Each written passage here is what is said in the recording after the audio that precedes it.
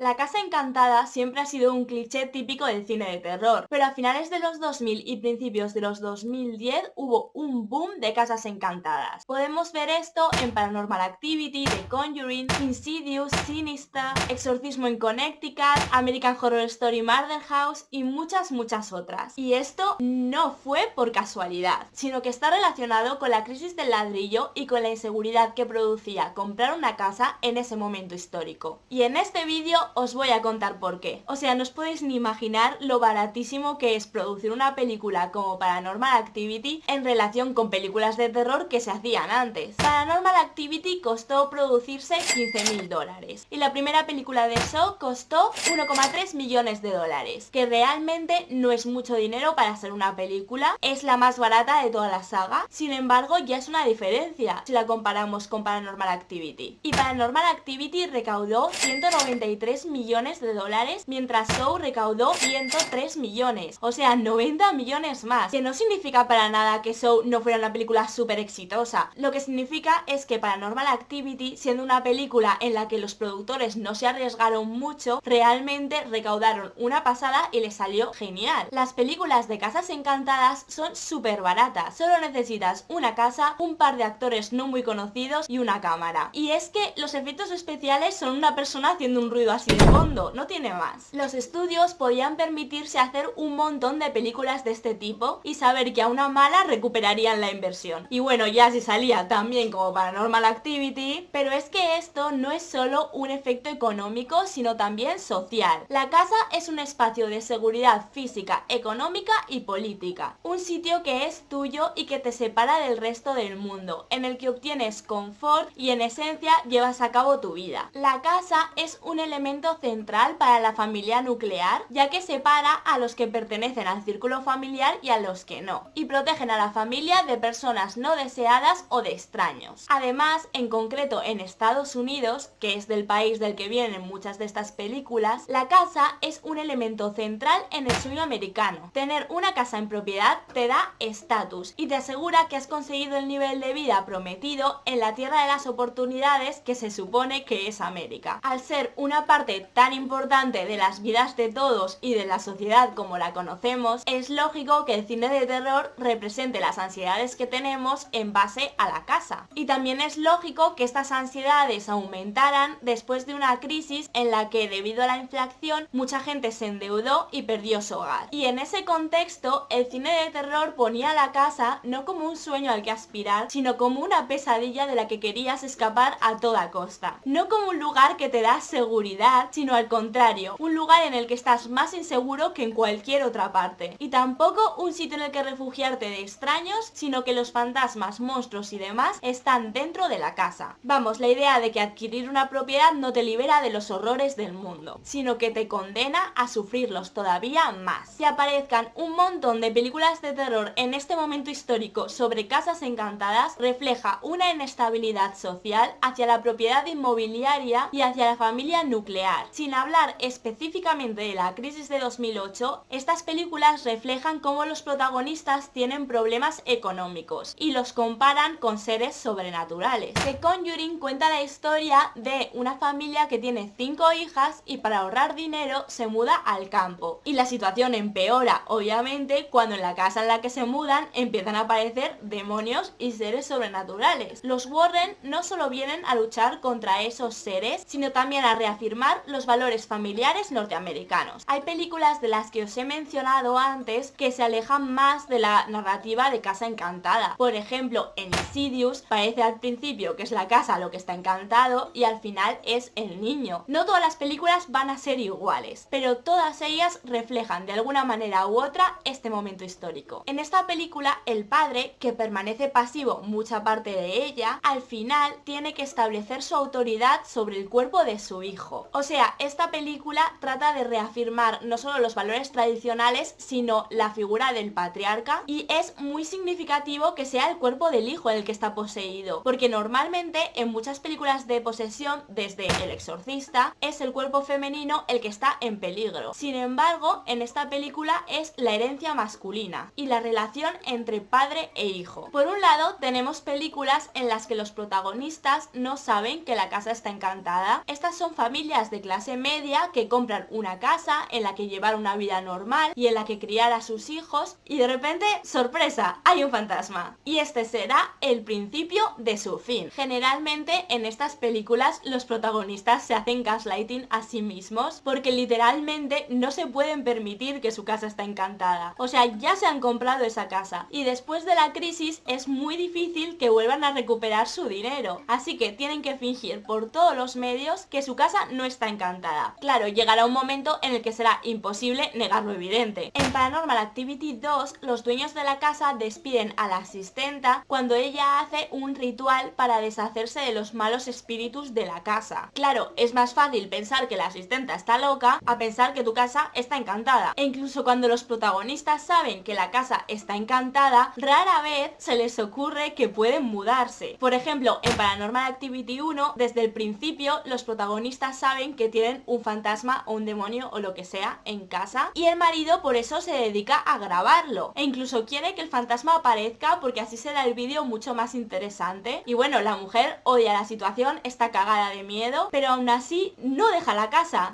You think you can get that ghost back? What? Get the ghost back. Give us some more interesting, you know? I'm not interested in that. I just want them to go away. Y a ver, es un poco creíble realmente que en esta película en la que son un matrimonio joven, que se han comprado un casoplón, normal que no puedan permitirse irse a cualquier otra parte. Y también hay películas en las que los protagonistas saben que en esa casa asesinaron a alguien o pasó algo extremadamente violento, pero eso hace las casas mucho más baratas. En este contexto histórico muchas veces es necesario que tu casa esté encantada para poder permitirte una casa. Por ejemplo, Exorcismo en Connecticut va sobre una familia que está en bancarrota después de pagar el tratamiento de cáncer a su hijo y se tiene que mudar a un antiguo mortuario que está cerca del hospital para abaratar todavía más los gastos.